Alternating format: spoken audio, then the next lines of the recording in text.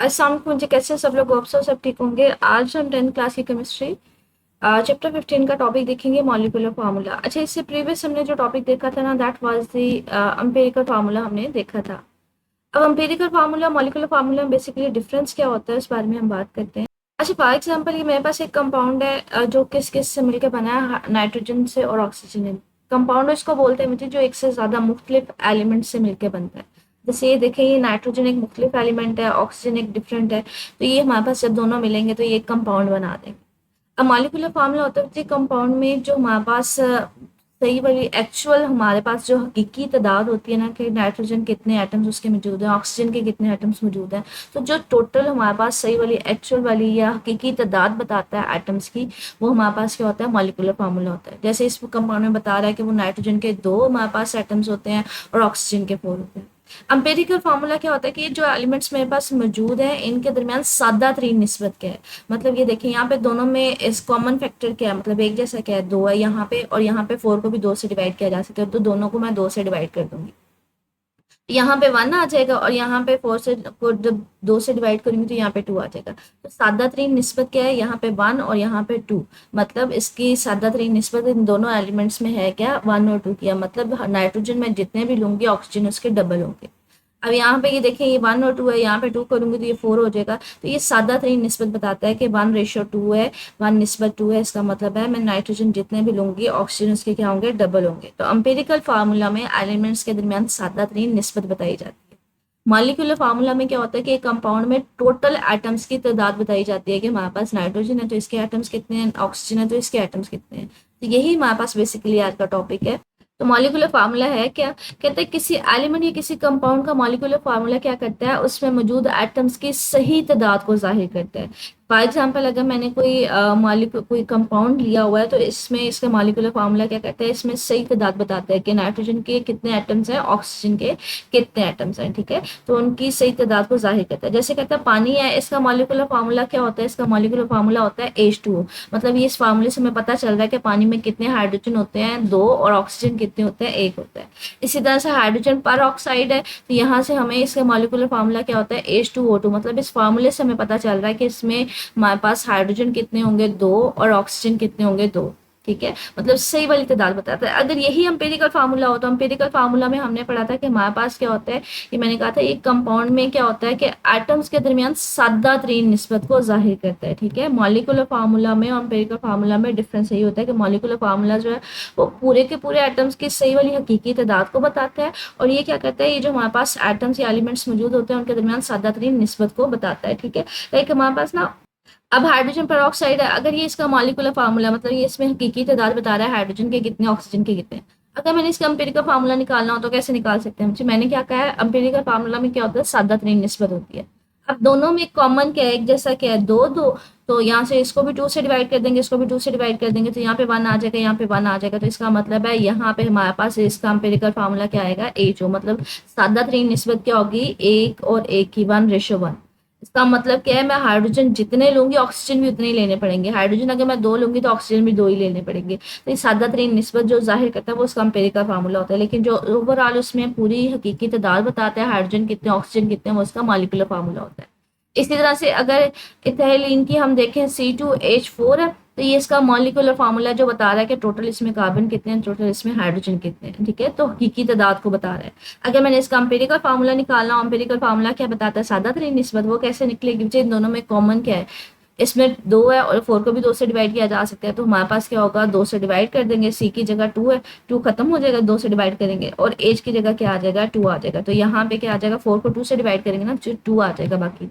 तो ये 1 रेशियो, इसके साथ कुछ नहीं है, मतलब 1 है, और इसके साथ क्या है, 2, 1:2। इसका मतलब है कार्बन हम जितने भी लेंगे हाइड्रोजन उसका डबल होगा।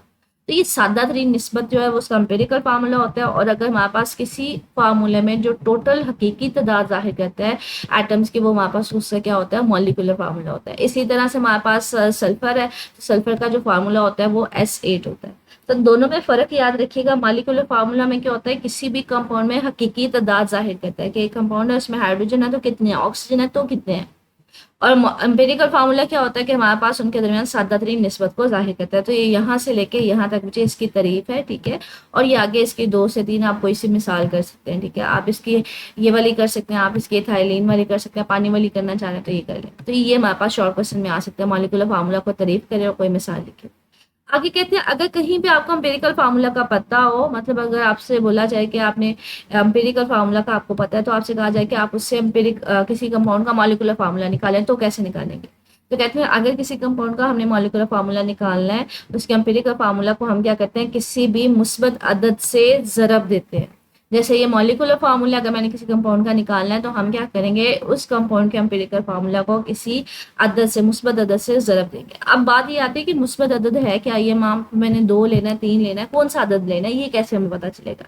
इसको मालूम करने के लिए इसका फार्मूला ये लिखा हुआ कि अदद कहाँ से निकलेगा, मॉलिक्यूलर मास के आपके पास जो हमने कंपाउंड लिया उसका मास कितना है, और divided by empirical formula mass के, जो हमारे पास फार्मूला है एम्पिरिकल फार्मूला, उसका मास कितना है, एम्पिरिकल फार्मूला मास कितना है। तो उसको देखते हैं हम कैसे इसको फाइंड आउट करेंगे। तो ये अलहदा से ये वाले जो 2 पॉइंट्स समझे, ये हमारे पास क्या होते हैं, एक तो शॉर्ट क्वेश्चन में आ जाते हैं कि आपके पास अगर किसी कंपाउंड का मॉलिक्यूलर फार्मूला फाइंड आउट करना हो तो कैसे मालूम करते हैं। तो वो हम क्या करते हैं कि उसके एम्पिरिकल फार्मूला को किसी मुस्बत अदद से मल्टीप्लाई कर देते हैं, ज़रब दे देते हैं। मुस्बत अदद कैसे निकलता है, तो चाहिए उसका formula molecular mass divided by empirical formula mass. अब इसको कैसे मालूम करेंगे, ये हमें काफ़ी हद तक आइडिया हो जाएगा जब हम मिसाल को हल करेंगे। कहते हैं बेंजीन का एम्पिरिकल फार्मूला हमें दे दिया हुआ है CH, ठीक है। तो इसका मॉलिक्यूलर मास जो है वो 78 ग्राम पर मोल है, ठीक है। इसका मॉलिक्यूलर फार्मूला निकाले, मतलब हमने क्या निकालना है, मॉलिक्यूलर फार्मूला। मॉलिक्यूलर फार्मूला का फार्मूला ये है। मॉलिक्यूलर फार्मूला कैसे निकलेगा, जब किसी मुस्बत अदद को किससे मल्टीप्लाई करेंगे, एम्पिरिकल फार्मूला से। एम्पिरिकल फार्मूला तो मुझे पता है, एन का मुझे नहीं पता। तो हमने सबसे पहले क्या मालूम करना है, हमने एन मालूम करना है। एन मालूम करेंगे तो बच्चे उसको किससे मल्टीप्लाई कर देंगे, उसको CH से, इसके एम्पिरिकल फार्मूला से मल्टीप्लाई कर देंगे। ये देखिए ना, एम्पिरिकल फार्मूला ये है, उसको किससे मल्टीप्लाई कर देंगे, एन से। अब मेन काम क्या है, हमने एन निकालना है। एन निकालने के लिए चाहिए, देखिए हमारे पास एन का फार्मूला क्या होता है, molecular mass divided by empirical formula mass. अब मॉलिक्यूलर मास उसने आपको दिया हुआ है, मॉलिक्यूलर मास क्या है, 78 ग्राम पर मोल। आपने एम्पिरिकल फार्मूला मास निकालना है कि एम्पिरिकल फार्मूला जो है इसका, यहाँ से इसका एम्पिरिकल फार्मूला मास निकालेंगे। एम्पिरिकल फार्मूला मास कैसे निकालते हैं, मुझे हर एलिमेंट का जो एटॉमिक मासेस होता है ना, उसको जमा किया जाता है। मतलब कार्बन का एटॉमिक मास और हाइड्रोजन का एटॉमिक मास, उसको जमा कर देंगे तो उसका ओवरऑल इसका एम्पिरिकल फार्मूला मास निकल आएगा। एटॉमिक मैसेज क्या होते हैं, ये फार्मूला मैसेज हमारे पास क्या होते हैं, मोलर मैसेज क्या होते हैं मुझे, हर एलिमेंट के नीचे मैंने आपसे कहा था कि उसका ना एटॉमिक मास लिखा होता है। फॉर एग्जांपल ये कार्बन है तो कार्बन के नीचे ये 12 लिखा हुआ है, ठीक है। हाइड्रोजन है तो इसके नीचे 1 लिखा हुआ है। तो यहाँ से इसके एटॉमिक मैसेज का पता चल जाएगा। तो यहाँ पे ये देखिए हमारे पास अगर मैंने इसका एम्पिरिकल फार्मूला मैस निकालना है तो वो कैसे निकलेगा, कार्बन का कितना होता है 12, ठीक है। हाइड्रोजन का कितना होता है 1, तो ये आ जाएगा 13, ठीक है। टोटल हमारे पास 13 उसका एम्पिरिकल फार्मूला मैस आ जाएगा। अब मॉलिक्यूलर मास की वैल्यू पुट ऑन करें, 78 आ जाएगी। एम्पिरिकल फार्मूला मास की वैल्यू डालें तो वो हमारे पास 13 आ जाएगी। तो 78 को जब 13 से डिवाइड करेंगे तो 6 आ जाएगा। अब 6 में एन का पता चल गया, मुस्बत अदद हमें पता चल गया कि 6 है। अब उसको क्या करेंगे, एम्पिरिकल फार्मूला से मल्टीप्लाई कर देंगे। एम्पिरिकल फार्मूला क्या है, CH, उसके साथ हमने उसको मल्टीप्लाई कर दिया। अब 6 को कार्बन से मल्टीप्लाई करेंगे तो इसका मतलब है 6 कार्बन है। तो कार्बन के साथ ना छोटा सा 6 करके लिख देंगे। हाइड्रोजन भी इसके साथ भी मल्टीप्लाई करेंगे तो 6 हाइड्रोजन है, तो हाइड्रोजन के साथ भी छोटा सा करके 6 लिख देंगे। तो ये इसका बेंजीन का मॉलिक्यूलर फार्मूला बन गया। तो keep this in your mind कि हम लोगों ने पहले क्या करना है, हमने मुस्बत अदद मालूम करना है कि वो कितना होगा, वो कैसे निकलेगा, molecular mass divided by empirical formula mass. और अगर एन निकल जाएगा तो फिर हम इसको क्या करेंगे, एम्पिरिकल फार्मूला से मल्टीप्लाई कर देंगे। अगली हम मिसाल को देखते हैं, वो भी बिल्कुल इसी तरह से हम इसको देखेंगे। कहते हैं ग्लूकोज का एम्पिरिकल फार्मूला आपके पास CH2O है, आपके पास उसका एम्पिरिकल फार्मूला दे दिया हुआ है। कहते हैं उसका मॉलिक्यूलर मास 180 है, आपने उसका फार्मूला मास मालूम करना है, सॉरी मॉलिक्यूलर मास फार्मूला मालूम करना है। तो सबसे पहले तो हमारे पास अगर मैंने मॉलिक्यूलर फार्मूला निकालना है तो मुझे क्या करना पड़ेगा, मुझे एन मालूम करना पड़ेगा। और एन मालूम करने के लिए ये फार्मूला दिया हुआ है, molecular mass divided by empirical formula mass. तो आपने सबसे पहले क्या मालूम करना है, आपने एन को मालूम करना है। एन हमारे पास क्या है, molecular mass divided by empirical formula mass. तो मुझे मॉलिक्यूलर मास तो मेरे पास गिवन है मुझे। अब मुझे क्या करना है, मुझे इसका फार्मूला एम्पिरिकल फार्मूला मास मालूम करना है। वो मैंने आपसे आपसे कहा है कि हमारे पास पीरियोडिक टेबल से पता चलेगा एम्पिरिकल फार्मूला मास मालूम करने के लिए। जैसे हमारे पास एटॉमिक मासेस होते हैं हर एलिमेंट के। कार्बन का मेरे पास 12 है, ऑक्सीजन का मेरे पास 16 है और हाइड्रोजन का मेरे पास 1 है। तो यहाँ से इसी वैल्यूज को हम पुट ऑन करेंगे, हमारे पास है। इसको देखते हैं, कार्बन का मेरे पास 12 है, हाइड्रोजन से एक हाइड्रोजन का 1 होता है, लेकिन यहाँ पे हाइड्रोजन कितने हैं, 2, तो यहाँ पे 1 और को 2 से मल्टीप्लाई करेंगे तो 2 आ जाएगा टोटल। और ऑक्सीजन का कितना होता है 16, जब इन सबको ऐड करेंगे तो 30 आ जाएगा। अम्पेरिकल फार्मूला मैथ 30 आ गया। मॉलिक्यूलर मास मेरे पास 180 है, तो मॉलिक्यूलर मास को हम डिवाइड करेंगे किसके साथ, अम्पेरिकल फार्मूला मास के साथ। 180 डिवाइडेड बाय 30, तो ये 6 आ जाएगा। तो मुस्बत अदद मेरे पास कितना आ गया, 6 आ गया। अब इस 6 को किसके साथ मल्टीप्लाई करेंगे बच्चे, इसके अम्पेरिकल फार्मूला के साथ, CH2O के साथ। तो ये देखिए इसको 6 को हमने मल्टीप्लाई कर दिया। अच्छा, यहाँ पे उसने मल्टीप्लाई, यहाँ पे इसको बढ़ा करके लिख देते हैं, ये इसके साथ 6 के साथ मल्टीप्लाई कर दिया। अब ये देखिए 6 के साथ मल्टीप्लाई किया, 6 कार्बन के साथ मल्टीप्लाई होगा तो कितने कार्बन होंगे, 6 कार्बन होंगे, तो 6 कार्बन के साथ छोटा सा 6 डाल दें। हाइड्रोजन मेरे पास यहाँ पे 2 थे, 2 को 6 से मल्टीप्लाई करेंगे तो 12, तो हाइड्रोजन के साथ छोटा सा 12 डाल दें।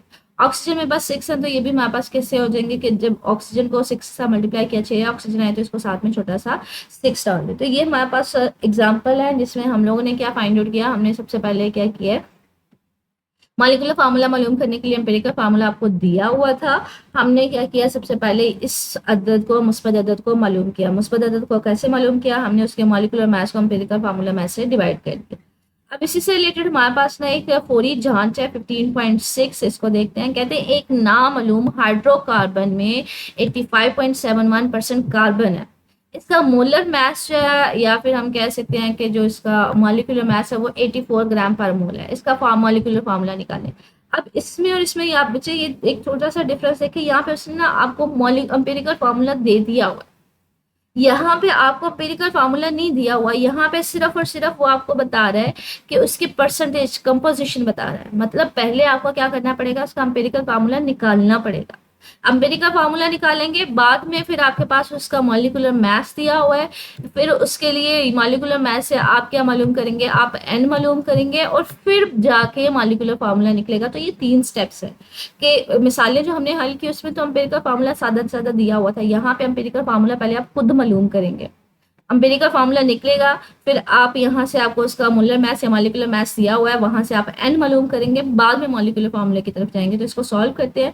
एम्पिरिकल फार्मूला मैंने आपसे कहा था मालूम कैसे करते हैं मुझे, उसके लिए मैंने कहा था इन 4-5 स्टेप्स को हम लोग, इन 5 इकदाम को हम फॉलो करते हैं। तो देखते हैं इसको कैसे मालूम करेंगे, उस चीज़ की तरफ चलते हैं। ये देखिए ये हमारे पास वही फोरी जांच है 15.6। कहते हैं एक नामालूम हाइड्रोकार्बन। हाइड्रोकार्बन मुझे पता है किसको कहते हैं, ये हाइड्रोजन और कार्बन से मिलकर बना होता है। किस किस से, हाइड्रो का मतलब है हाइड्रोजन से मिलकर बना है, और दूसरा किससे मिलकर बना है, कार्बन से। ठीक है, फार्मूले से, नेम से आइडिया हो रहा है कि 2 कंपाउंड्स होते हैं, इसमें एक हाइड्रोजन होता है और एक कार्बन होता है। अब कहते हैं इसमें 85.71% जो है वो कार्बन है। यहाँ तक हम इसको पहले सबसे पहले सॉल्व करेंगे कि इसमें कार्बन कितनी है, 85.71। मिसाल के तौर पर मैं फर्ज करती हूँ कि मेरे पास जो टोटल मिकदार थी हाइड्रोकार्बन की वो कितनी थी, मेरे पास 100% थी। अब 100% में उसने मुझे बता दिया कि मेरे पास 100% में मेरे पास कार्बन कितने परसेंट है, 85.71%। तो इसका मतलब है बाकी फिर क्या होगा, हाइड्रोजन होगा। मेरे पास ये देखें कि कार्बन कितना था, 85.71%। अगर मैं इसको टोटल इस कंपाउंड के मिकदार 100% ले रही हूँ तो फिर हाइड्रोजन कितना होगा, 100 में से इसको माइनस कर देंगे तो 14.129% जो होगा मेरे पास हाइड्रोजन होगा। अब अगर बच्चे मैं इसको इस तरह से करती हूँ ना कि फर्ज करें कि मेरे पास जो सैंपल है वो मेरे पास सैंपल परसेंटेज में नहीं है, बल्कि मैंने जो कंपाउंड है उसके 100 ग्राम मैंने कितने ले लिए हैं, उसके कंपाउंड के ले लिए। अब 100 ग्राम में फिर मेरे पास ये परसेंटेज साइन मैं खत्म करूंगी, मेरे पास कार्बन के कितने ग्राम होंगे, 85.71।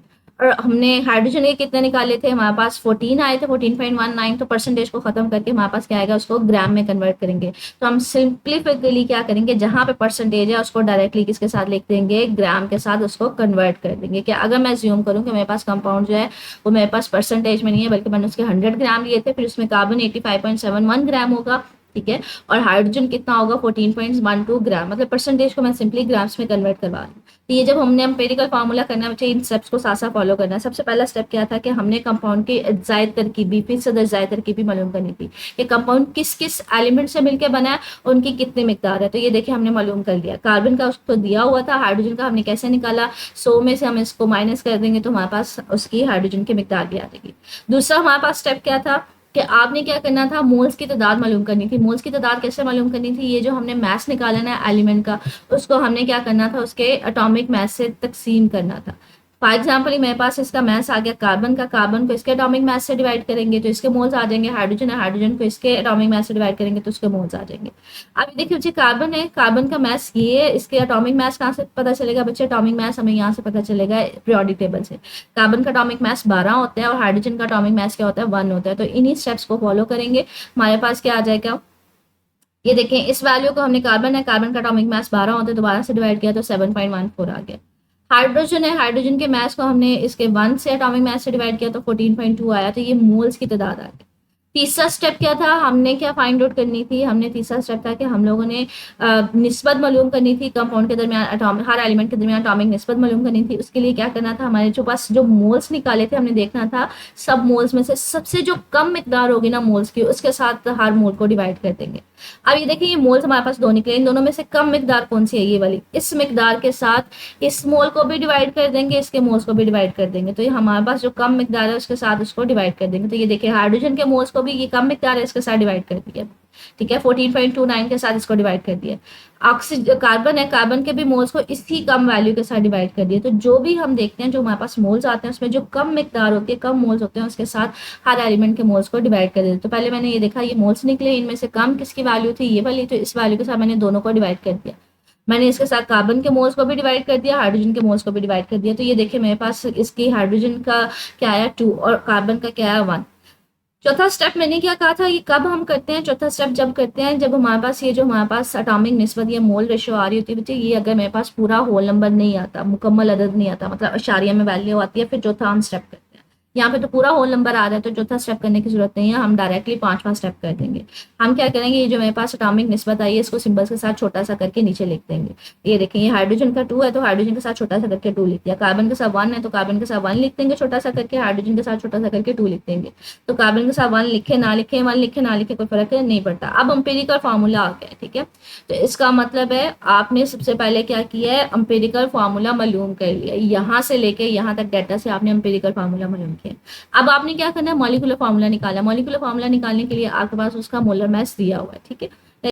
और ये देखिए हमारे पास मॉलिक्यूलर फार्मूला निकालने के लिए n को मल्टीप्लाई करेंगे एम्पिरिकल फार्मूला से, n मालूम करना है, मुकम्मल अदद मुस्बत मालूम करना है, तो molecular mass divided by empirical formula mass से निकलेगा, ठीक है। मॉलिक्यूलर मास तो आपके पास दिया हुआ है 84 ग्राम है, ग्राम पर मोल। आपने उसका एम्पिरिकल फार्मूला मास निकालना है। एम्पिरिकल फार्मूला मास कैसे निकलेगा बच्चे, एम्पिरिकल फार्मूला मास ना हमारे पास पीरियोडिक टेबल से निकलेगा, मतलब इनके एटॉमिक मासेस को जमा कर देंगे। कार्बन का एटॉमिक मास हमारे पास कितना है, कार्बन का एटॉमिक मास अगेन वही 12 हमारे पास उसका एटॉमिक मास है, हाइड्रोजन का 1 है, तो इसको ऐड अप करेंगे कैसे वो देखते हैं।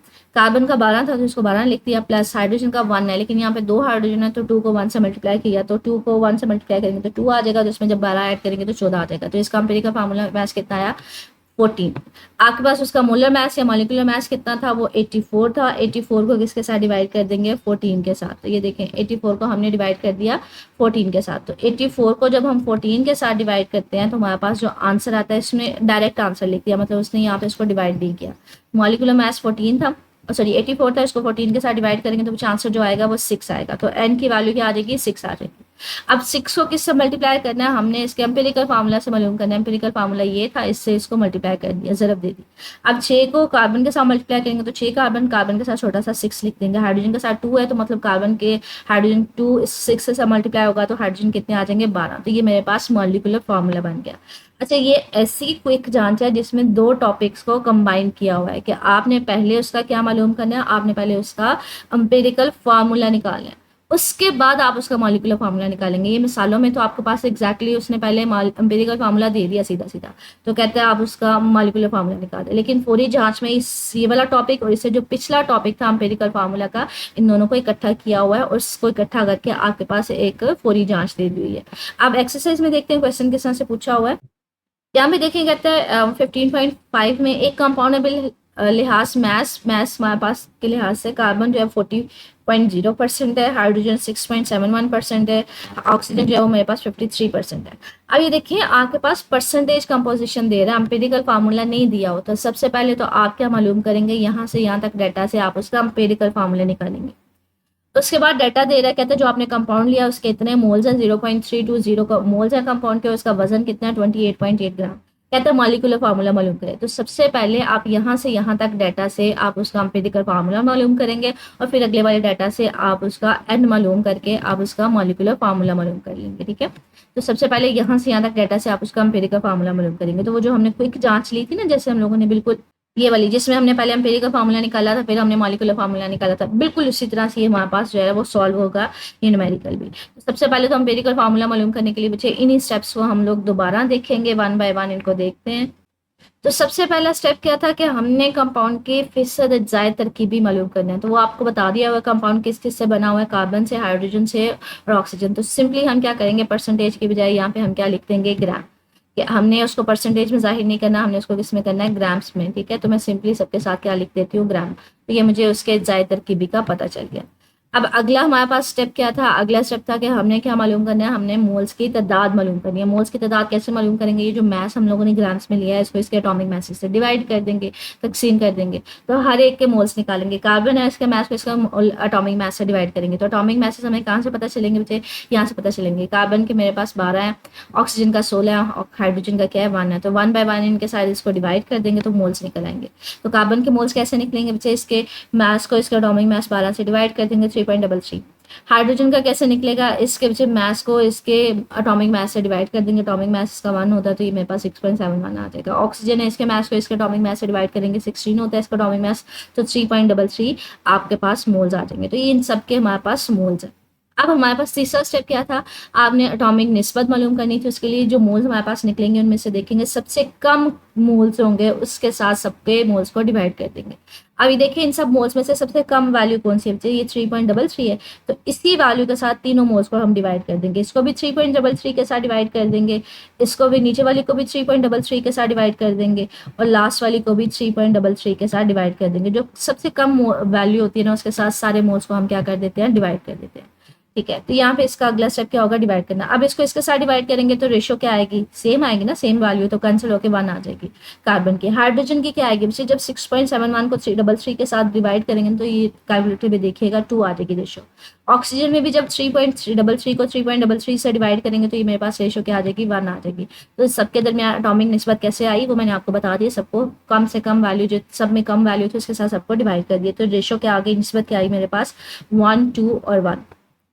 ये मेरे पास निस्बत आ गई। चौथा स्टेप मैंने आपसे कहा, क्या कहा था, कब हम मालूम करते थे, जब वैल्यू जो होती है ना अशारिया में आती है एटॉमिक निस्बत की, लेकिन अशारिया में तो नहीं आई। तो हम पांचवा स्टेप हम फॉलो कर लेंगे। हमारे पास जो निस्बत आई ना, हर एक के सिंबल, एलिमेंट के सिंबल के साथ उसको छोटा सा करके नीचे लिख देंगे। तो अब ये देखिए कार्बन का क्या था, 1, उसके साथ छोटा सा 1 लिख देंगे, लिखे ना लिखे कोई फर्क नहीं पड़ता, सिंबल्स के साथ उसको नीचे करके लिख देंगे। हाइड्रोजन की निस्बत क्या आई थी, 2, उसको इसके सिंबल के साथ नीचे से करके छोटा सा 2 लिख देंगे। ऑक्सीजन की क्या है, 1 है, तो उसके साथ भी उसको लिख दिया। तो हमारे पास इसका एम्पिरिकल फार्मूला हमें मालूम हो गया, ठीक है। तो जो उसने डाटा नहीं दिया था एम्पिरिकल फार्मूला, पहले उसने उसको हमने मालूम किया। अब आगे उसका क्या मालूम करना है, मॉलिक्यूलर फार्मूला। मॉलिक्यूलर फार्मूला मालूम करने के लिए सबसे पहले तो हम लोग एन निकालेंगे, ठीक है। मुस्बत अदद मालूम करना है। मुस्बत अदद कैसे मालूम करेंगे वो देखते हैं। आपके पास बच्चे मोल दिया हुआ है और आपके पास उसका वजन दिया हुआ है। तो सबसे पहले तो उसका मॉलिक्यूलर मैस निकालना है। मॉलिक्यूलर मैस कैसे निकलेगा वो देखते हैं। मॉलिक्यूलर मैस हमारे पास ना, मोल्स का फार्मूला क्या होता है, आपने कभी मोल्स का फार्मूला पढ़ा हो, नंबर ऑफ मोल्स कैसे निकालते हैं, मुझे नंबर ऑफ मोल्स निकालते हैं मैस ओवर मोलर मैस निकालते हैं, ठीक है। नंबर ऑफ मोल्स कैसे निकलते हैं, मैस ओवर मोलर मैस, ये हमारे पास इसका फार्मूला होता है। मैं इसको राइट डाउन कर देती हूँ। ये मोल्स का फार्मूला होता है मैस ओवर मोलर मैस। आपने क्या निकालना है, आपने इस कंपाउंड का मैस निकालना है, मॉलिक्यूलर मैस निकालना है। वो कैसे निकलेगा बच्चे, ये मोलर मैस यहाँ पे डिवाइड हो रहा है, जाके क्या हो जाएगा, मल्टीप्लाई। तो मोल्स को हम किससे मल्टीप्लाई कर देंगे, मोलर मैस के साथ। मोल्स आपके पास गिवन है 0.20 है, और मैस भी आपके पास उसका मोलर मैस जो है वो भी गिवन है, तो उसको हम दोनों को मल्टीप्लाई कर देंगे। तो यहाँ पे देखिए इसी चीज़ को किया हुआ है कि हमारे पास मोल का फार्मूला होता है मैस ओवर मोलर मैस। आपने मोलर मैस निकालना है, यहाँ पे डिवाइड हो रहा है, इसको इधर ले जाएं, उसकी जगह मोल को नीचे ले आए, तो ये मैस ओवर मोल आ जाएगा। मैस आपके पास उसका वजन जो है वो ग्राम्स में कितना दिया हुआ, 28.8, और उसका आपके पास मोल कितने हुए हैं, 0.320। तो ये देखो 28.8 को 0.320 के साथ जब डिवाइड करेंगे तो उसका आपको मोलर मैस से देगा, ठीक है।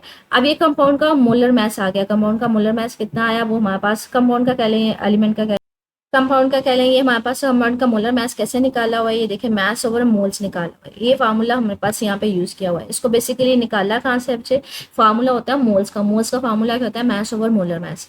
अब मोलर मैस बच्चे यहाँ पे मोलर मैस डिवाइड हो रहा है, इसको उधर ले जाए, उसकी जगह मोल्स नीचे ले आए, तो मोलर मैस किसके इक्वल आ जाएगा, आ जाएगा मैस ओवर मोल्स के। मैथ्स आपके पास 28.8 दिया हुआ है, मोल्स आपके पास भी दिए हुए हैं, तो ये इसका क्या आ जाएगा, उसका मोलर मास आ जाएगा। अब हमने क्या फाइंड आउट करना है, हमें इसने इसका फाइंड आउट करना है, इस कंपाउंड का एम्पिरिकल फार्मूला मास मालूम करना है। एम्पिरिकल फार्मूला मास कैसे मालूम होगा, वो मैंने आपसे कहा था, आप एटॉमिक मैसेज को जो हमारे पास पीरियोडिक टेबल से उनको ऐड अप करेंगे। कार्बन का 16 होता है, ऑक्सीजन सॉरी कार्बन का 12 होता है, इसके नीचे लिखा हुआ है। ऑक्सीजन का 16 होता है, इसके नीचे लिखा हुआ है। हाइड्रोजन का क्या होता है, 1 होता है। जब इन सबको हम ऐड अप करेंगे तो वो उसका ओवरऑल एम्पिरिकल फार्मूला मैच दे देगा। कार्बन का 12 होता है, हाइड्रोजन का बच्चे हमारे पास कितना होता है, हाइड्रोजन का 1 होता है, लेकिन यहाँ पे 2 हाइड्रोजन है तो टोटल कितना हो जाएगा, 2 हो जाएगा। और ऑक्सीजन का हमारे पास कितना होता है, 16 हो जाएगा। जब इन सबको ऐड अप करेंगे तो उसका एम्पिरिकल फार्मूला मैच कितना आ जाएगा, 30 आ जाएगा। तो ये देखिए इसका एम्पिरिकल फार्मूला मैच लिखा हुआ है। मोलर मैस हमने कैसे निकाला है, वो मैस को हमने उसके मोल्स के साथ डिवाइड कर दिया तो उसका मोलर मैस आ जाएगा।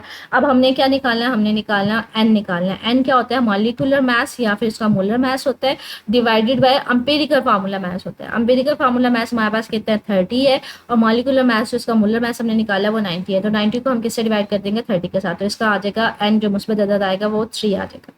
अब हमने क्या करना है, उस मुस्बत अदद को किसके साथ मल्टीप्लाई करना है, हमने उसको मल्टीप्लाई करना है उसके एम्पिरिकल फार्मूला के साथ। ये मैंने आपको दिखाया था कि हम लोग सबसे पहले क्या मालूम करेंगे, हम लोग मालूम करेंगे, इस टॉपिक में हमने पढ़ा था कि सबसे पहले हम एन मालूम करेंगे, मुस्बत अदद जो भी आएगा उसको फिर एम्पिरिकल फार्मूला के साथ मल्टीप्लाई कर देंगे। तो हमने पहले मुस्बत अदद मालूम किया।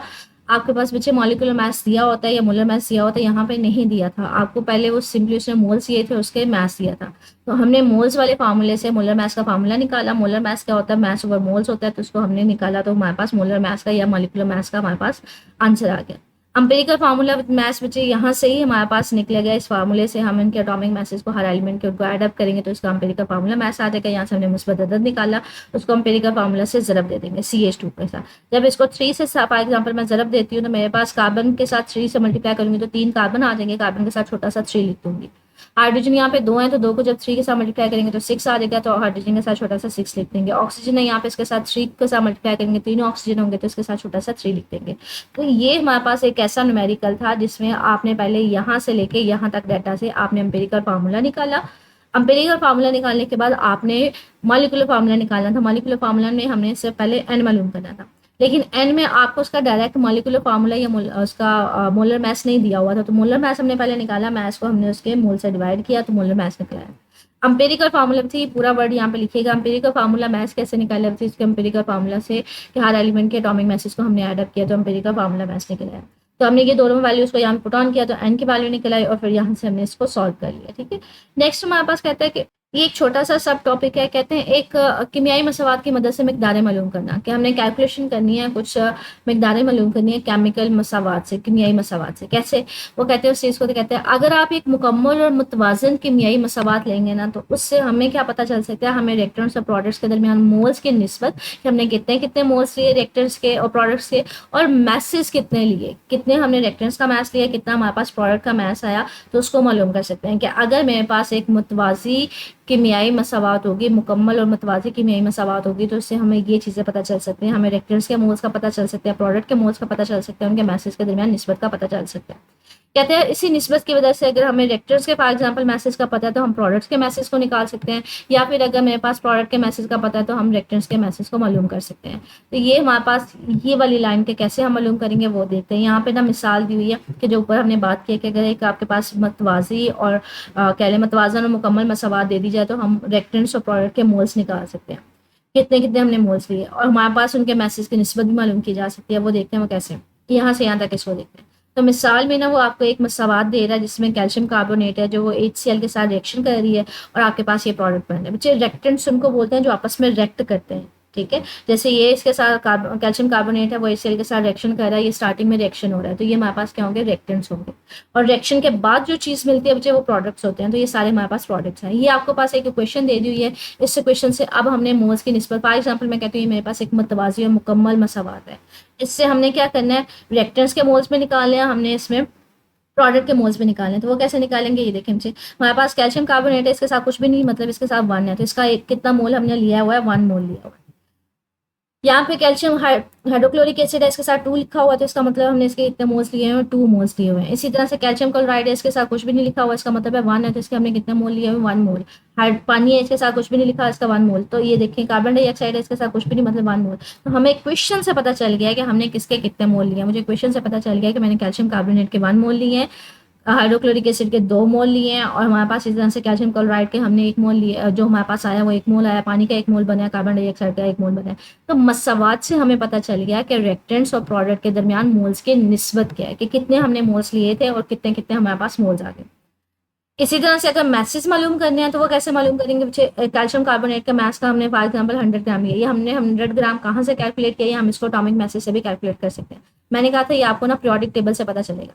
पीरियोडिक टेबल में हमारे पास कैल्शियम कार्बोनेट को हम लोग देखेंगे, ये देखें यहाँ पे कैल्शियम लिखा हुआ है, इसका अप्रॉक्सीमेटली 40 होता है। कैल्शियम कार्बोनेट है, सी है, इसका 12 है, और ऑक्सीजन का क्या होता है, 16 होता है। तो अगर इन सबको हम एटॉमिक मैसेज को एडअप करें तो इसका हमें मैस का पता चल जाएगा।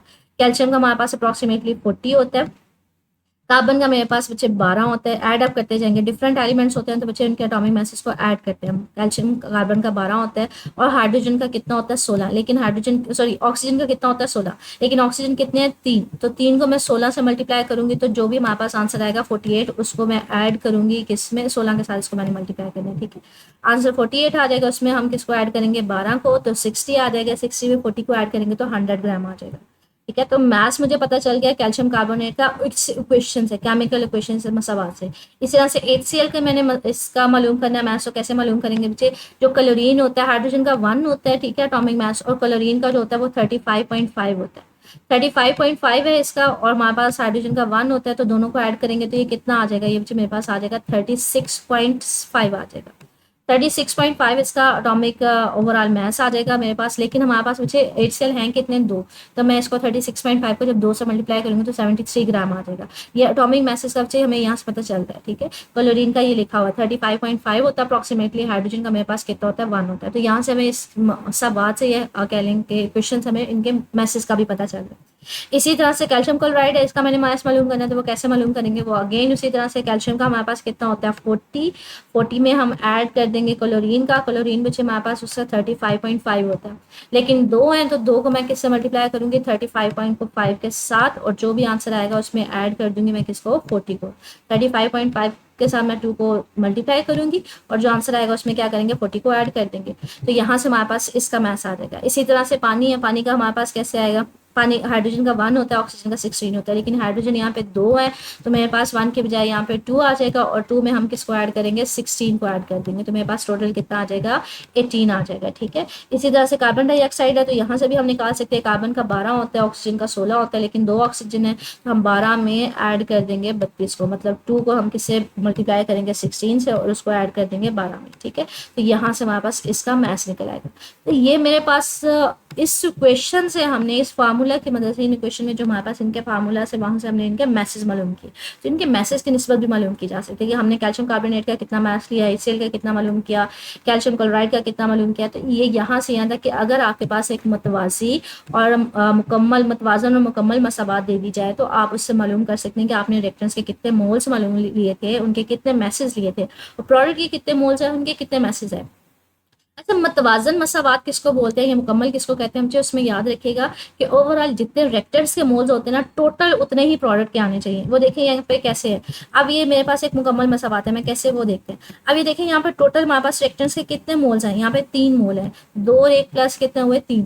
और बाद में प्रोडक्ट के कितने मोल्स आ रहे हैं, ये भी मेरे पास कितने मोल्स आ रहे हैं, 3 आ रहे हैं, 1 2 और 3। तो ये मतवाजी मसावात है। इसी तरह से मैथ्स के लिहाज से देखा जाए तो जितना मेरे पास रेक्टेंट का मैथ्स होना चाहिए उतना प्रोडक्ट का होना चाहिए। तो अगर टोटल मैथ्स आप इसका निकालते हैं ना, 173 बनता है। और अगर प्रोडक्ट का भी आप टोटल मैथ्स निकालते हैं, इन सबको जमा करेंगे तो ये भी 173 ही बनेगा। तो इसका मतलब है ये एक मतवाजी मसावात है। तो इसका मतलब है अगर आपको एक मतवाजन और मुकम्मल मसावात दे दी जाए तो आप मसावात से ही पता कर सकते हैं कि रेक्टेंट्स के मेरे पास कितने मोल्स हैं, प्रोडक्ट्स के कितने मोल्स हैं, रेक्टेंट के कितने मेरे पास मैथ्स होगा, या फिर प्रोडक्ट का कितना मैथ्स होगा, ठीक है। तो यहाँ पे हमें मसावात से पता चल रहा है कि जब 1 मोल कैल्शियम क्लोराइड का 2 मोल HCl के साथ रिएक्शन करता है तो हमारे पास 1 मोल आ जाता है किसका, कैल्शियम क्लोराइड का, 1 मोल आ जाता है पानी का, और 1 मोल आ जाता है कार्बन डाइऑक्साइड का। या फिर इसको मैस के फॉर्म में लिखा जा सकता है कि अगर आप 100 ग्राम जो लेते हैं कैल्शियम कार्बोनेट को, उसको 73 ग्राम HCl के साथ रिएक्शन करवाते हैं तो 111 ग्राम हमारे पास किसके बनते हैं, कैल्शियम क्लोराइड के, 18 ग्राम किसके बनते हैं, पानी के, कार्बन डाइऑक्साइड के कितने बनते हैं 44 ग्राम। आगे हमने कहा था कि अगर हमें ये निस्बत पता चल जाए ये वाली कि कितने हमने मोल्स लिए रिएक्टेंट्स के, कितने मोल्स हमारे पास आए प्रोडक्ट्स के, तो अगर हमारे पास रिएक्टेंट के हमें मोल्स का पता होगा तो हम प्रोडक्ट्स के मोल्स निकाल सकते हैं, मतलब हम प्रोडक्ट के मैसेज निकाल सकते हैं अगर हमें रिएक्टेंट्स के मैसेज का पता है।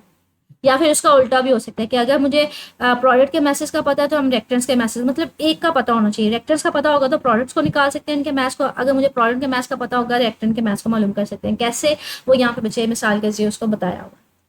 कहता है मिसाल के तौर पर 25 ग्राम लाइमस्टोन कैल्शियम कार्बोनेट। बच्चे कैल्शियम कार्बोनेट का जो दूसरा नेम होता है वो लाइमस्टोन होता है। ये एमसीक्यू में भी पूछ लेता है लाइमस्टोन किसको बोलते हैं। मुझे लाइमस्टोन जो होता है वो कैल्शियम कार्बोनेट का ही नाम होता है, तो कैल्शियम कार्बोनेट को लाइमस्टोन बोलते हैं।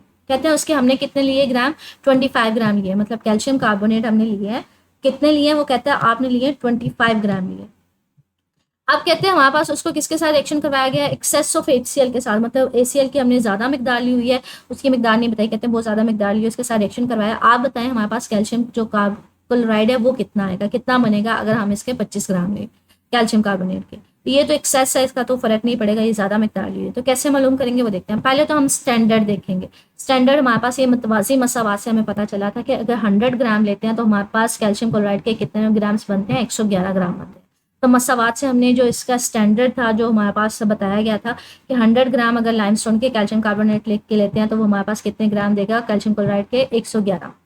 पहला तरीका ये होता है कि आप लोग ने इसको 3 स्टेप फार्मूला कहते हैं। 3 स्टेप फार्मूला होता है क्या, उसको मैं बताती हूँ।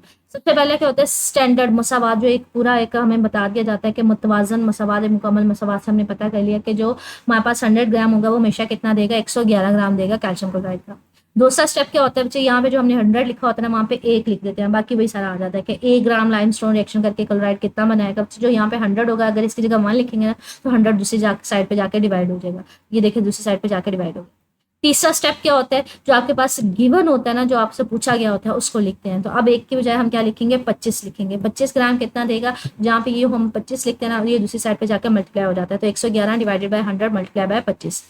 तो इसको जब सॉल्व करेंगे तो ये मेरे पास आंसर आ जाएगा 27.75। अब यहाँ पे देखें आपको उसने क्या दिया हुआ था, आपको उसने रिएक्टेंट की मैथ दिया हुआ था, मतलब आपको कैल्शियम कार्बोनेट का मैथ दिया हुआ था। तो आपने पता करके बता दिया कि हमारे पास प्रोडक्ट कितना आएगा। तो हमारे पास ये वाली लाइन पता नहीं हमें होगी कि अगर आपको रिएक्टेंट्स का पता होगा तो रिएक्टेंट के मैसेज का पता होगा तो आप प्रोडक्ट के मैसेज को निकाल सकते हैं। वो हमने देख लिया कैसे हमने निकाला। 3 स्टेप फार्मूला है क्या, पहले आपके पास जो स्टैंडर्ड होता है, जो आपको पास एक पता होती है चीज़ फिक्स होती है, वो हम मालूम करते हैं कि 100 ग्राम जो हमें मसावात से पता चले कि 100 ग्राम हमेशा कितना देता है, 111 ग्राम कैल्शियम क्लोराइड का देता है। दूसरा क्या होता है कि आपने स्टैंडर्ड के बाद जो वैल्यू लिखी होती है ना उसकी जगह 1 लिख लेते हैं। तो 1 लिखेंगे तो 100 दूसरी साइड पे जाकर डिवाइड हो जाएगा। तीसरा स्टेप क्या होता है, जो आपसे पूछा गया होता है वो वैल्यू लिखते हैं, तो वो 25 आ जाएगी और जो वैल्यू होगी उसको दूसरी साइड पे जाकर मल्टीप्लाई करेंगे तो ये हमारे पास आंसर आ जाएगा। ठीक है, वो मल्टीप्लिकेशन में होगी। तो ये 3 स्टेप फार्मूला होता है कि अगर आपके पास रिएक्टेंट हो तो हम उसको मालूम कर सकते हैं। आगे हमारे पास है ये फोरी चार्ट है 15.7। कहते हैं केमिकल मसावात की मदद से मिकदारें मालूम करने से पहले ये क्यों जरूरी है कि ये मसावात मुतवाजन हो। तो इसमें ना इसका यहाँ से लेके यहाँ तक आंसर है कि अगर आप मुतवाजन मसावात लेंगे तो हमारे पास क्या होगा कि हम रिएक्टेंट्स और प्रोडक्ट्स के दरमियान उसकी मालूम कर सकते हैं, मोल्स की निस्बत मालूम कर सकते हैं, उनके मैसेज की निस्बत मालूम कर सकते हैं। इसके अलावा अगर हम रिएक्टेंट्स का पता होगा हम प्रोडक्ट्स को मालूम कर सकते हैं, प्रोडक्ट्स का पता होगा तो रिएक्टेंट्स को मालूम किया जा सकता है। तो ये पहली वाली लाइन जो है इसके आंसर में आ जाएगी। ठीक है, तो ये हमारे पास इसका क्वेश्चन आ गया। आगे ये आपसे क्वेश्चन पूछा जा सकता है कि एक क्वेश्चन दी जा सकती है, आपसे पूछा जा सकता है कि उससे मोल्स मालूम करके बताएं या फिर उससे मैसेज की निस्बत मालूम करके बताएं। तो मैंने आपको मालूम करके दे दी है कि आप इसके पहले से देखते हैं यहाँ पे कुछ भी ना मतलब इसका 1 मोल है, यहाँ पे 2 मोल है, यहाँ पे 1 मोल है। तो यहाँ पे इसके पहले जो हमारे पास एलिमेंट से पहले जो सिंबल लिखा हो जाता है वो बेसिकली मोल बताता है। इनके बेसिस कैसे मैंने मालूम करके दिए बच्चे, वो मैंने आपको कहाँ से मालूम करके दिए, वो मैंने आपको पीरियोडिक टेबल के इनके एटॉमिक मैसेज को सम अप करके दिया। ठीक है, कि अगर मैंने कैल्शियम कार्बोनेट निकाला तो मैंने इनके एटॉमिक मैसेज को सम अप किया और आपको 100 ग्राम उसका निकाल के दे दिया। मॉलिक्यूलर फार्मूला मैथ्स जो है हम लोगों ने जब मॉलिक्यूलर फार्मूला देखा तो उसमें मैंने आपसे बता दिया था कि मॉलिक्यूलर फार्मूला की आपने तारीफ करनी है, उसकी मिसाल है। उसके बाद अगर किसी कंपाउंड का आपने एम्पिरिकल फार्मूला से मॉलिक्यूलर फार्मूला निकालना है तो इसके लिए आपको ये फार्मूला याद करना पड़ेगा। ये शॉर्ट क्वेश्चन में भी पूछा जा सकता है कि आप किस तरह से मॉलिक्यूलर फार्मूला निकाल सकते हैं एम्पिरिकल फार्मूला से, उसमें आप ये फार्मूला लिखेंगे। या फिर ये इससे रिलेटेड कोई सी भी न्यूमेरिकल मिसाल पूछी जा सकती है, जैसे कोई चेक है वो पूछा जा सकता है, फोरी जांच जिसको कहते हैं, ठीक है, वो पूछा जा सकता है, या फिर एक्सरसाइज का न्यूमेरिकल है वो पूछा जा सकता है। तो हर लिहाज से ये इंपॉर्टेंट है। इसमें कुछ पूछना हुआ मजीद मेरे से कमेंट सेक्शन पूछ लीजिएगा। ओके, अल्लाह हाफिज़।